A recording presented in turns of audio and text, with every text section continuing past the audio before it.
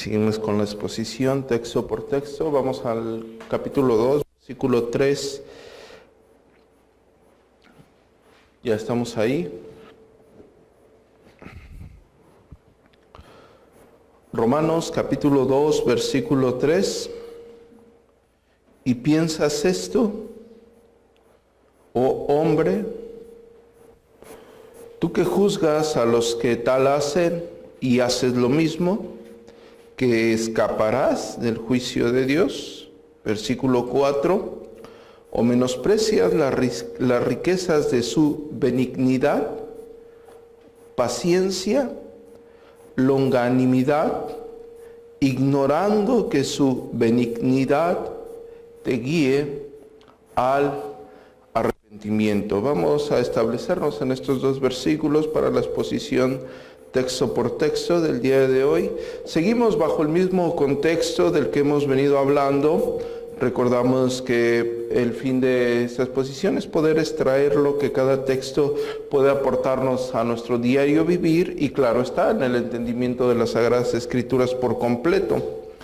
Estamos frente a dos versículos que confrontan o están confrontando a los judíos y a los no judíos, a los gentiles, a las personas que no conocían como el pueblo de Israel la palabra de Dios. Pero sin embargo, como más adelante lo va a exponer el apóstol Pablo, también están frente al juicio de Dios y dichos tienen la conciencia o el conocimiento de las leyes de Dios en sus corazones, como cada uno de nosotros desde antes de que Dios en su misericordia nos llamara a sus benditos caminos. Teníamos una conciencia de lo que Dios había establecido para bien y para mal, de lo que Dios había puesto en la tabla de nuestro corazón. Ahora bien, aquí el punto se enfoca más bien en el hecho de que las personas que tienen la conciencia, como cada uno de nosotros, tanto fuera de una denominación, fuera de una religión, como las personas que están dentro de una denominación, cualquiera que sea, y pensamos, tomando en cuenta los pecados que el apóstol Pablo mencionó y en los que hicimos énfasis en el capítulo 1, pensamos, o el hombre piensa o tiene la idea que juzgando o mirando el pecado ajeno, queda exento de su pecado, y estamos conscientes que cada uno de nosotros hemos hecho eso. En una mínima porción lo hemos hecho, hemos tenido la capacidad, gracias al discernimiento de pecado, fuera de una dirección eclesiástica y dentro de una dirección eclesiástica, de juzgar un pecado porque sabemos que es un pecado. Antes de ser cristianos, o una persona que no es cristiana puede ver a alguien que es mentiroso, y nos referimos a esa persona, o un inconverso se refiere a una persona, él es muy mentiroso. Una persona que es murmuradora, esa persona es muy chismoso, muy murmurador, muy hablador. Una persona que es soberbia, podemos decir, es que él es muy soberbio. Una persona que es difamador, que es calumniador, y etcétera, y podemos estar hablando otra vez de esos pecados. El punto aquí que el apóstol Pablo está demostrando es que nuestra mente religiosa, la mente religiosa de todo hombre, puede voltear a ver el pecado de otro hombre pensando que queda exento de ese pecado y haciéndose mejor que la otra persona. Pero después en el versículo 4 nos está hablando de un menosprecio que las personas tienen hacia la bondad de Dios mismo. Estamos hablando de la gracia común, claro está, ¿verdad? Tanto conversos como inconversos. Ahora bien, con esta pequeña introducción nosotros vamos a partir del versículo número 3, como bien lo hemos leído, y hice un punto o hice un énfasis en el juicio que las personas hacemos y desgraciadamente hacemos lo mismo. Es decir, aquí no se nos tiene que quitar de nuestra mente nuestra naturaleza pecadora, como el apóstol Pablo nos dice en el versículo 10 del capítulo 3, donde él especifica que no hay justo ni siquiera uno. Todos nosotros hemos nacido en una condición pecadora, como lo dice el salmista en el Salmo 51, verso 5, he aquí, en maldad he sido formado y en pecado me concibió mi madre. Todos nosotros somos pecadores, venimos a esta tierra con una naturaleza caída. Moisés relata lo que en Génesis capítulo 6, versículo 5 dice, que Jehová miró que la maldad de los hombres era mucha en la tierra y todo designio de los pensamientos del corazón de ellos era ¿qué? De continuo solamente del mal. El hombre, tal y como lo ven al lado de ustedes, a su lado, atrás, en la banca de atrás, en la banca de que está enfrente, todos nosotros no quedamos exentos de esto que está relatado en la Escritura. La persona que tienes enfrente, la persona que tienes atrás, la persona que tienes al lado, tiene la naturaleza caída.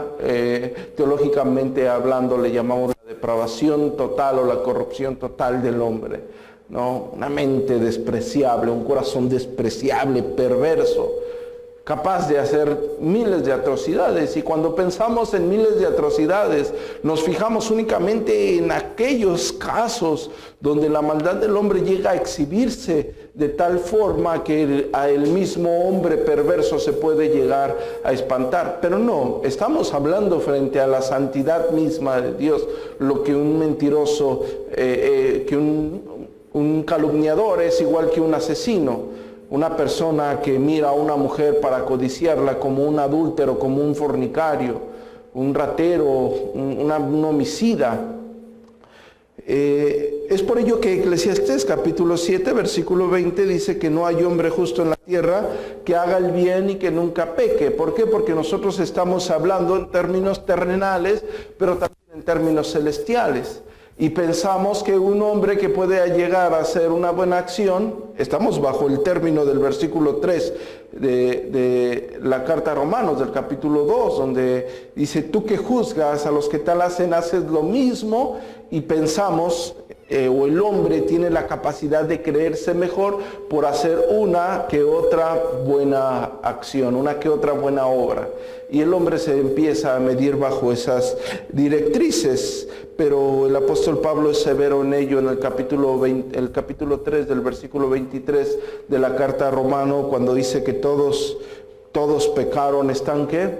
Destituidos, fuera de la gloria de Dios.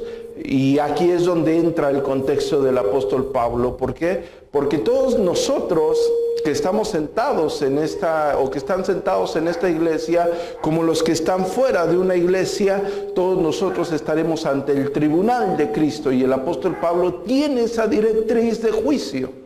El apóstol Pablo tiene ese camino de hacer ver a las personas que va a haber un juicio, que existirá un juicio donde todos nosotros daremos cuentas a Dios, como él le dice a los Corintios en su segunda carta, en el capítulo 5, versículo 10, porque es necesario que todos nosotros, ¿qué? Comparezcamos ante el tribunal de Cristo para que cada uno reciba según lo que haya hecho mientras estaba en el cuerpo, sea bueno o sea malo. Es decir, cada uno de nosotros, mente, palabra, acciones, ninguno de nosotros queda exento. Hebreos capítulo 9, versículo 27 dice, y de manera que está establecido, ya está establecido para los hombres que muera una sola vez y después de esto, ¿qué? El juicio. Ahora, ya estamos entendiendo el juicio. Aquí vienen cosas verdaderamente maravillosas. El apóstol Pablo nos está dando a entender eso. Pero después dice algo que nosotros vemos continuamente, lo vemos en estas bancas, lo vemos cuando predicamos el Evangelio, lo vemos en nuestras mismas familias. Él está diciendo, menosprecias las riquezas de su benignidad. El contexto que el apóstol Pablo nos va a dar en estos dos versículos nos va a enseñar lo estúpido del ser humano que desprecia las riquezas de su benignidad. Es tan fuerte lo que el apóstol Pablo nos está diciendo, nos va a decir aquí. Y más adelante las mismas palabras nos enseñan esto que yo acabo de afirmar. Las mismas palabras enseñan lo torpe que es el ser humano al rechazar esto. Ahora, cuando está hablando, la palabra menosprecias en el griego koiné es la palabra katafroneo. Simple y sencillamente es tener en menos. ¿Tú tienes algo en menos o tienes algo en más? Hay personas que tienen algo en más su cónyuge, hay personas que tienen algo en más el dinero, a las personas les gusta el dinero, una camioneta, una motocicleta, una casa grande, eso lo tienes en más, lo tienes como una prioridad. Lo que el apóstol Pablo está diciendo al usar la palabra katafroneo, que es menosprecias, es que tú tienes en menos lo que yo te estoy diciendo, lo que yo te estoy hablando acerca del juicio de Dios, lo que yo te estoy hablando acerca de la ira de Dios, tú lo tienes en menos. No importa eso que está diciendo el pastor. Ya lleva 15 minutos, le faltan otros 20 minutos y después vámonos a ver qué hacemos. Lo tienes, no te importa lo que el apóstol Pablo está diciendo aquí. Pero el conjunto de palabras en sí es maravilloso, porque él dice las riquezas, y usa la palabra ploutos en el griego koiné, que quiere decir lo valioso. Es decir, tú tienes en menos lo valioso que es la palabra de Dios. Tú la tienes muy por debajo.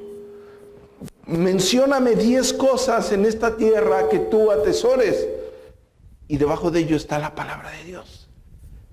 Pero el apóstol Pablo con este juego de palabras nos va a enseñar más cosas y nos va a mostrar lo incongruente que es que una persona piense así, porque usa la palabra también benignidad, en el griego koiné irestotes, que quiere decir excelencia, excelencia moralmente bueno, bondad. Claro está cuando está hablando que tú menosprecias, que tú tienes en menos, que para ti es poco lo valioso de la bondad de Dios. Está hablando en el contexto judíos y gentiles de la gracia común. ¿Cuál es la gracia común? Lo bueno que Dios hace sobre todos los hombres. Es decir, sobre los que sí son creyentes y los inconversos. La gracia común es la bondad de Dios a todos los hombres. Salmo 145, 9 dice, bueno es Jehová ¿para quién? Para con todos, y sus misericordias sobre todas sus obras. Para todos muestra sus bondades. En Mateo capítulo 5, versículo 44 dice, pero yo os digo, amar a vuestros enemigos, bendecir a los que los maldicen, hacer bien a los que los aborrecen y orar por los que ultrajan y persiguen, para que seáis hijos de vuestros padres. Él está pidiendo algo difícil.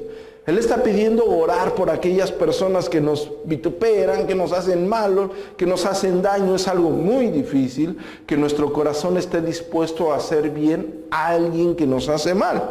Pero el versículo 45 dice que para que seas hijo, que verdaderamente seas hijo de vuestro Padre que está en el cielo. Y después dice, que hace salir el sol, ¿sobre quién? Sobre malos y buenos, que hace llover ¿sobre qué? Sobre justos e injustos. Es decir, la bondad de Dios para todas las personas que nosotros conocemos, impíos y no impíos. Teológicamente se le llama gracia común. Es decir, una cosa es la gracia salvadora. ¿Cuál es la gracia salvadora? Cuando Dios confronta tu pecado, te exhorta sobre tu vileza y en la inmensa bondad de Dios hace derramar el Espíritu Santo sobre ti para que tú te arrepientas de todos tus pecados. Es la gracia salvadora. Dios te imputa su justicia para vida eterna, gracias al perfecto sacrificio de nuestro Señor Jesucristo. La gracia común. ¿Cuál es la gracia común? La bondad de Dios para todos los hombres. Para ese hombre que menosprecia la palabra de Dios. Para ese hombre que tiene la palabra de Dios como menos. Cuando estoy diciendo que tiene la palabra de Dios como menos, estoy diciendo que no te importan sus estatutos. Estoy diciendo que no te importan sus mandamientos. Tú puedes tener una Biblia en una vitrina, puedes comprarte la Biblia más cara, más grande y más bonita y tenerla en una vitrina, pero no atesorar sus mandamientos, sus exigencias, lo que Él ha dicho, lo que Él ha mostrado para con nosotros. Pero sigo con este juego de palabras que es importante, porque después usa la palabra paciencia y está usando la palabra en el griego koiné, anojó, que quiere decir tolerancia. Dios ha sido tolerante con tu pecado. Dios ha sido paciente con el pecado de todos los hombres. Números 14:18 dice: Jehová es tardo para la ira y grande ¿en qué? En misericordia, que perdona la iniquidad, la rebelión, aunque de ningún modo tendrá por inocente al culpable. Dios es un Dios tolerante, un Dios paciente. Aquí tenemos que ver ciertas vertientes de nuestros corazones, donde desgraciadamente por malas enseñanzas nos inclinamos a ese, yo le llamo guacherianismo, donde las personas, alguien comete un pecado y como los hijos del trueno quieren que les caiga azufre, y él que hizo y me mintió, que Dios lo... No, Dios es un Dios paciente, ha sido un Dios tolerante. El Salmos 86:15 dice: Mas tú, Señor, Dios misericordioso y clemente, lento para la ira y grande en misericordia y verdad. Y después el salmista dice: mírame y ten misericordia de mí. El primero veía su pecado, claro está. El primero veía su miseria, sus tantos y tantas maldades que el hombre ha hecho. Y nosotros vamos a encontrar en la Escritura ese Dios tolerante. Por eso el apóstol Pablo está diciendo que es paciente. Si nosotros encontramos o vemos la circunstancia que pasa en Génesis capítulo 6 con respecto a Noé y el arca, nosotros vemos la perversidad del hombre, cómo estaba al máximo y cómo Dios veía esa perversidad. Pero el apóstol Pedro en su primera carta, en el capítulo 3, versículo 20, nos dice: a los que en otro tiempo desobedecieron, cuando una vez esperaba ¿qué? La paciencia de Dios en los días de Noé, mientras se preparaba el arca, en el cual pocas personas, es decir, 8, fueron salvadas. Dios fue paciente. Dios esperaba. La paciencia de Dios es mucha. Dios fue tolerante con el pueblo de Israel. Nosotros vemos el antiguo, si algo resalta en este contexto que venimos hablando, si algo resalta en el Antiguo Testamento, es la paciencia de Dios con un pueblo desobediente como nosotros, como cada uno de nosotros. ¿Por qué? Porque nosotros somos desobedientes en muchas áreas. Empecemos como el contexto está diciendo: tú que juzgas a los que tal hacen y haces lo mismo, piensas que escaparás del juicio de Dios. Dios fue muy paciente con el pueblo de Israel, como ha sido con cada uno de nosotros. Y prueba está lo que Esdras confiesa cuando está confesando los pecados de Israel en Nehemías capítulo 7. Dice: tú eres, oh Jehová, el Dios que escogiste a Abraham y lo sacaste de Ur de los Caldeos y le pusiste el nombre de Abraham. Y hallaste fiel su corazón delante de ti e hiciste pacto con él para darle la tierra del Cananeo, del Eteo, del Amorreo, del Efeseo, del Jebuseo, del Gergeseo, para darle a su descendencia, y cumpliste tu palabra, por eso eres justo. Y miraste la aflicción de nuestros padres en Egipto, y oíste del clamor de ellos en el Mar Rojo, hiciste señales y maravillas contra Faraón, contra todos sus siervos, contra todo el pueblo de su tierra.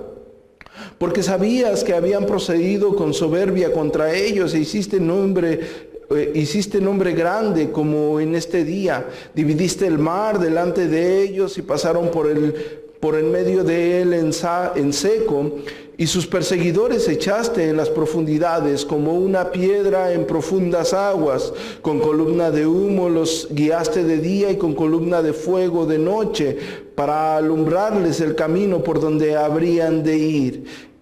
Y sobre el monte de Sinaí descendiste y hablaste con ellos desde el cielo y les diste juicios rectos, leyes verdaderas y estatutos y mandamientos buenos y les diste ordenanzas y le ordenaste el día de reposo santo para ti y por mano de Moisés tu siervo le reescribiste mandamientos, estatutos y ley, les diste pan del cielo a los hombres y en su sed les saciaste, les sacaste agua de la peña y les diste que entrasen a poseer tierra, por la cual alzaste tu mano y juraste que se las darías.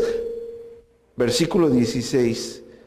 Mas ellos y nuestros padres fueron soberbios y endurecieron su cerviz y no escucharon sus mandamientos. No quisieron oír, ni se acordaron de tus maravillas que habías hecho con ellos. Antes endurecieron su cerviz y en su rebelión pensaron poner caudillo para volverse a su servidumbre.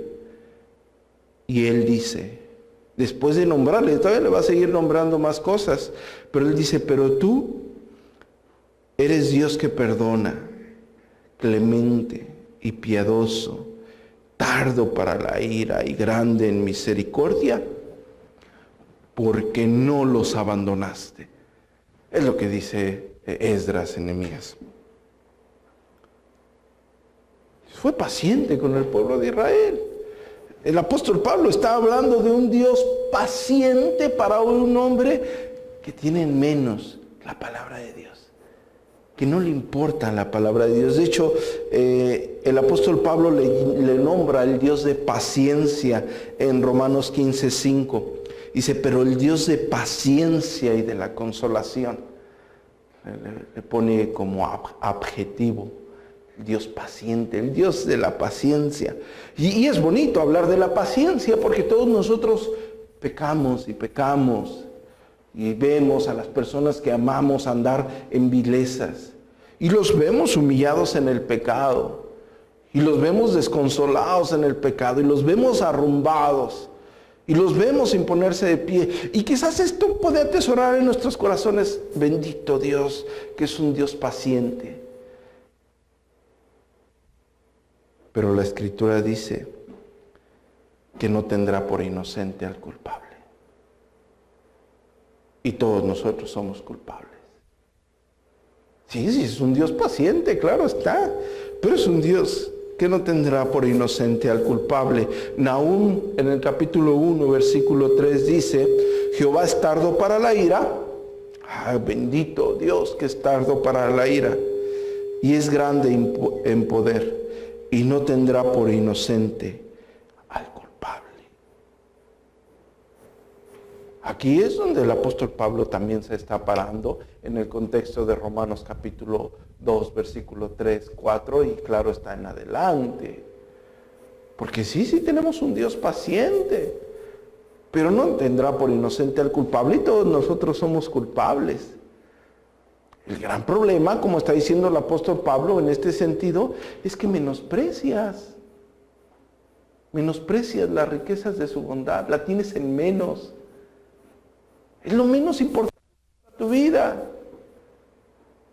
Te importan otras cosas, quizás materiales, y mal por ti. Porque recordemos que eso es pasajero. La palabra es eterna. El cielo y la tierra pasarán. Así es. Pero aquí el contexto del apóstol Pablo es muy duro. ¿Sí? Y más adelante las palabras nos van a llevar nos van a llevar a confrontar más fuerte, porque después usa la palabra longanimidad, en el griego koiné macrotsumia, que quiere decir soporte, aguante, paciencia, clemencia. Es decir, en conjunto las palabras nos hablan de la misericordia de Dios al mundo en general. La gracia común, cómo Dios ha sido misericordioso con todos. Es decir, Dios no impone su ira impulsivamente. No es como nosotros, que nos enojamos y nos impulsivamente hacemos cada tontería, cada desfachatez. No, Dios es un Dios paciente, Dios no es impulsivo, Dios no se rige por las emociones como cada uno de nosotros. La historia ha demostrado esto que estoy diciendo. Si nosotros echamos un vistazo a la corrupción de Sodoma y Gomorra, en Génesis capítulo 18, versículo 26, entonces respondió Jehová: si hallare en Sodoma 50 justos dentro de la ciudad, perdonaré a todo este lugar por amor. Un Dios misericordioso, un Dios paciente, un Dios clemente.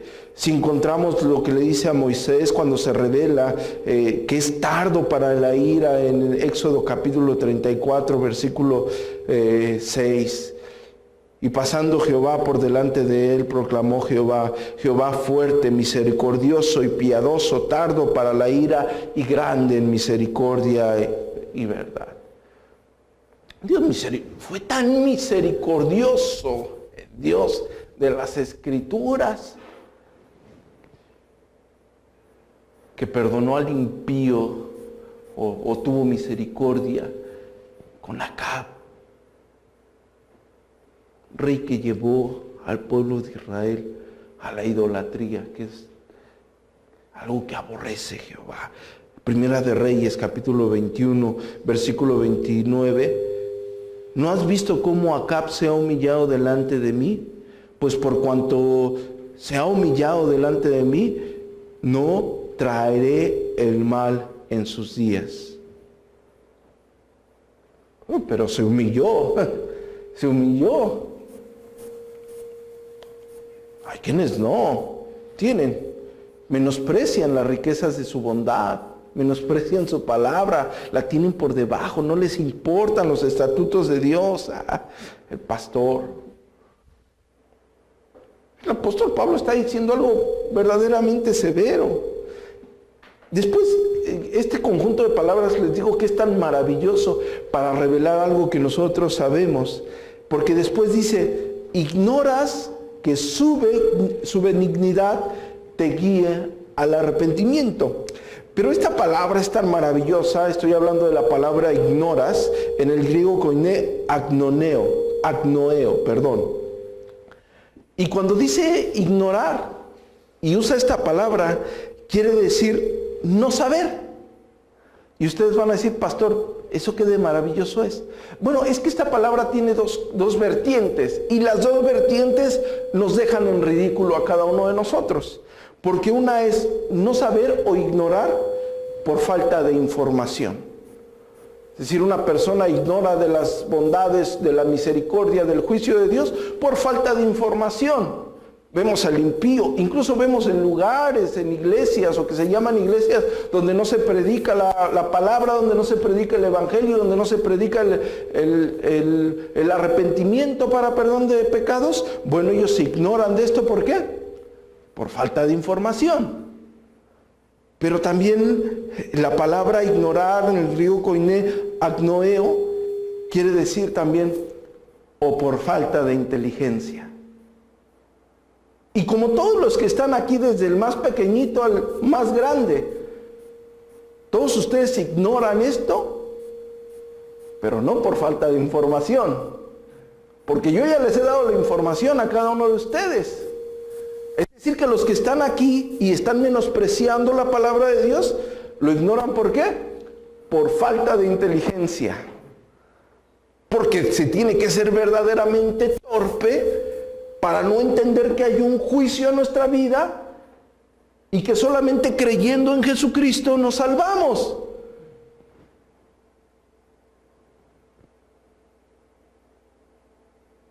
Se tiene que ser verdaderamente torpe para eso. Aquí no es por falta de información. Hablamos de una iglesia apóstata. Bueno, no se les predica el evangelio. No se les habla de la ira de Dios. No se les habla que hay un juicio a sus vidas. Que Dios ha visto todas nuestras iniquidades, todas nuestras maldades. y que hay un juicio sobre nosotros y que la ira de Dios está sobre nosotros para el juicio y que hay un tormento eterno a tu vida si no te arrepientes. Bueno, en una iglesia apóstata, claro que no te van a enseñar eso. Quizás te van a entretener, te van a adular, te van a hacer que aplaudas, que cantes, que brinques, todo con tal de que estés ahí a gusto y traigas tu dinero. Pero aquí no. Es decir, que aquí la primera vertiente de la palabra acneo, que es por falta de información, aquí la descartamos. Aquí sería por falta de inteligencia. Sabes de las misericordias de Dios, sabes de la paciencia de Dios, pero todos ustedes también saben de la ira de Dios. Y sabemos que somos peregrinos en esta tierra. Pensamos que porque tenemos una edad robusta y, entre comillas, una vida por delante, no sabemos qué nos puede pasar esta noche. No vaya a ser lo que la parábola del rico insensato y Dios le diga, tonto, ¿no sabes que esta noche vienen por tu alma? Eso nos debería de confrontar severamente, nos debería de humillar, hermanos.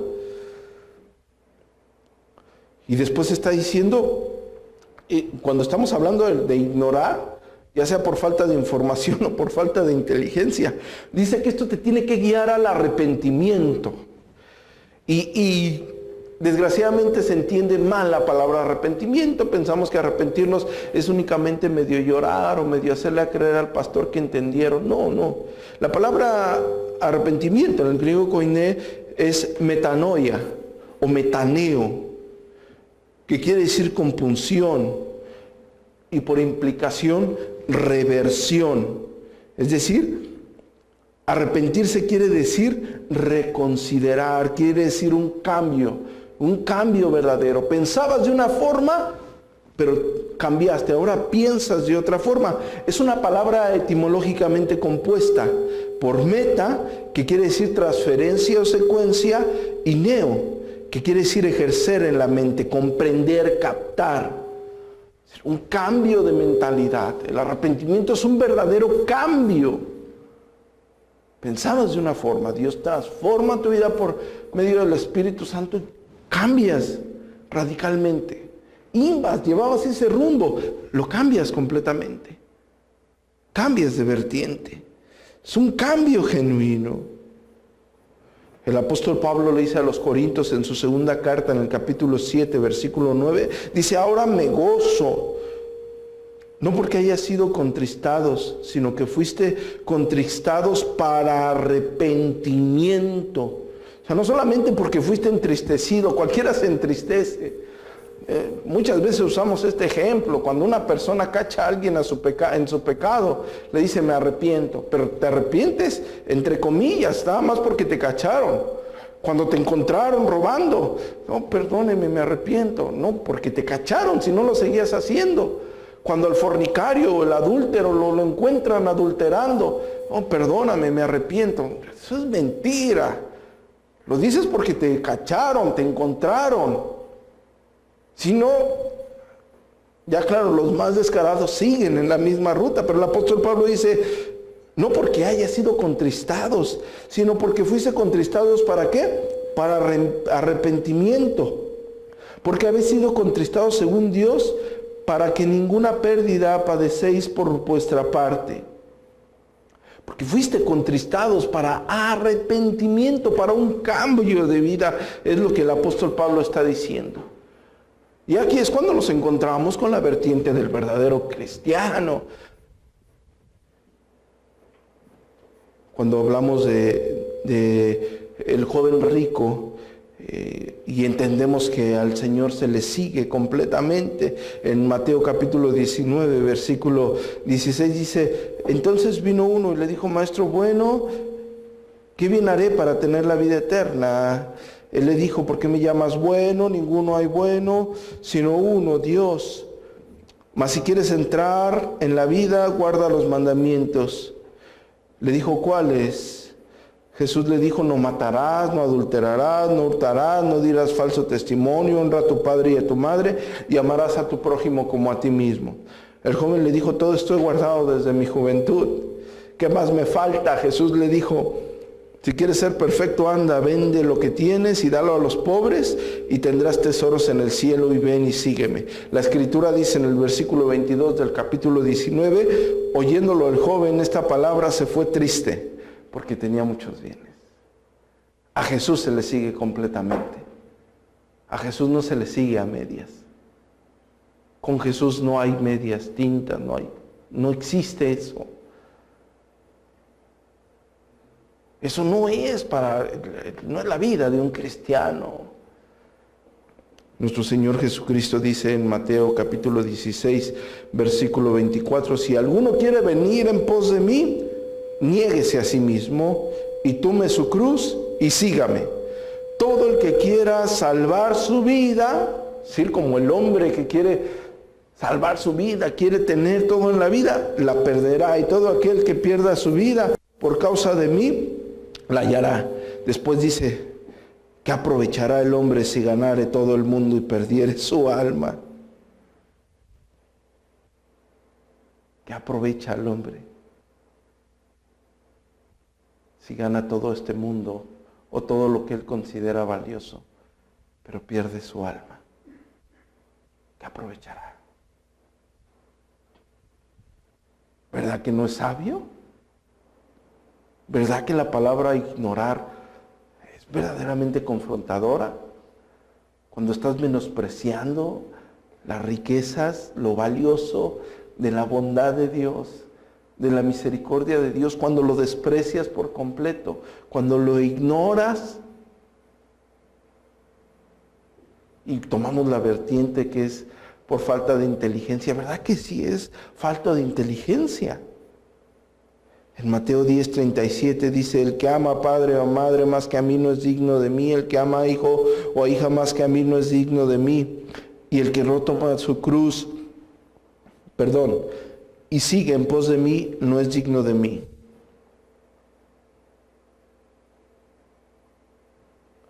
Al Señor se le sigue completamente. No, pastor, es que usted no sabe. Lo mismo que el joven rico. Se fue triste. Pero ¿saben algo?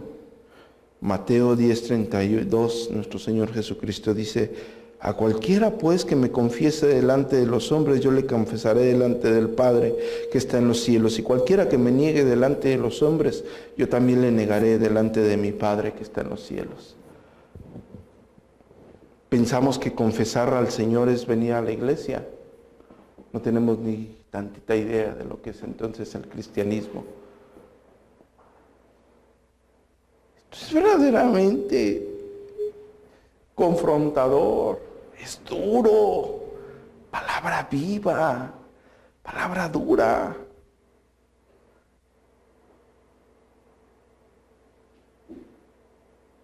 Si alguien que conoces y que estimas te niega y sientes feo, no sabes lo que es que Dios, el Hijo del Hombre, te niegue. Estamos hablando de un juicio eterno. O sea, no vienen aquí a la iglesia nada más para que el pastor los entretenga y toquemos el órgano y cantemos muy bonito.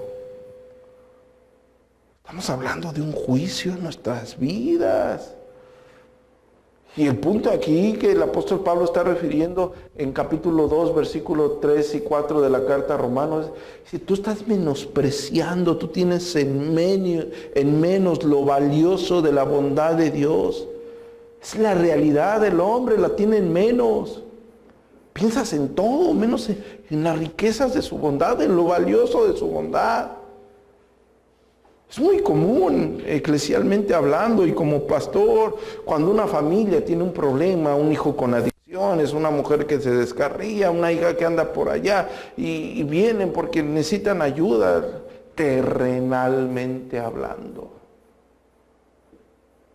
Pero la verdadera ayuda que el hombre necesita es el perdón de Dios para vida eterna.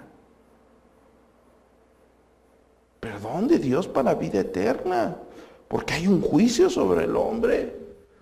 Oh, pastor, como que está muy legalista el asunto. No. El gran problema, hermanos, para entender el contexto cristiano, desgraciadamente las muchas denominaciones que existen han trastornado todo. Pero para entender el contexto cristiano, tenemos que entender a qué vino Jesucristo a esta tierra.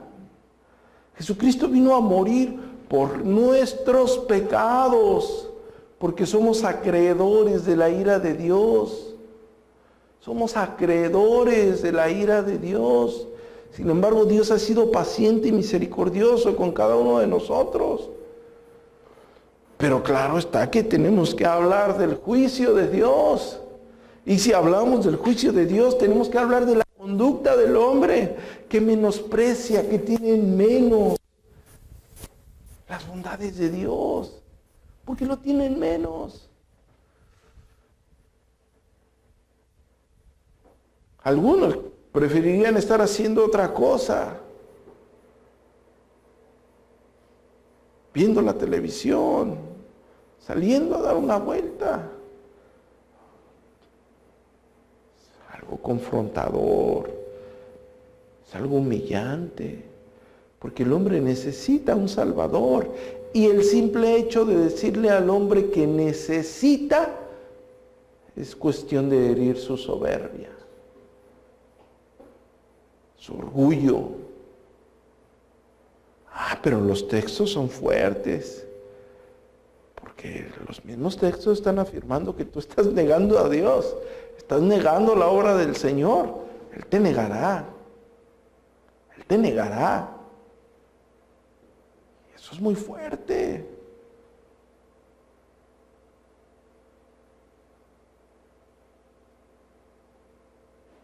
¿Has menospreciado? ¿Has tenido en menos lo que se ha predicado? Así como el mundo lo tiene en menos. ¿Ignoras? Es decir, por falta de información o por falta de inteligencia, ignoras que esa misericordia de Dios te guía a un cambio genuino, cambio de mentalidad.